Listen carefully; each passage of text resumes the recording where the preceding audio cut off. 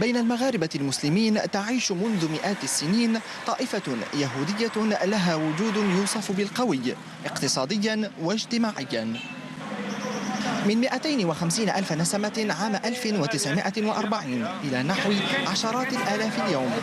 تناقص عدد اليهود المغاربة كان بسبب الهجرات، كما قرر جاكي كادوش ويهود آخرون البقاء في بلدهم الأم والعيش إلى جانب المسلمين.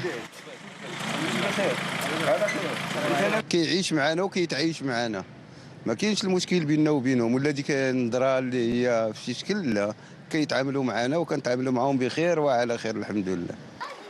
ندخل برفقة كادوش كنيسا بمدينة مراكش، والذي يعود تاريخ افتتاحه إلى الخمسينيات من القرن الماضي. بعد فتح خزانة التوراة يشرع في الصلاة والدعاء بالعبرية، طالبا من الله أن تعم رحمته الشعب المغربي بنزول المطر وصلاح الزرع.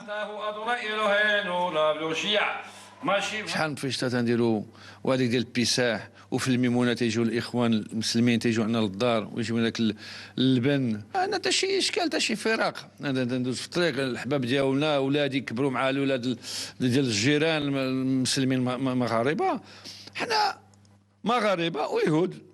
على الرغم من التعايش الواقع بين مختلف الديانات والأعراق بالمغرب، إلا أن هناك انتقادات توجه للقانون المغربي في هذا الصدد. الجو العام الذي تعرفه الدولة يعرف نوعا من التعايش الديني، لكن على المستوى القانوني والمستوى التشريعي لا بد من وقوع تطور في هذا الباب، نظرا لأن بعض القوانين الموجودة حتى في القوانين المغربية تحد من حرية الاعتقاد.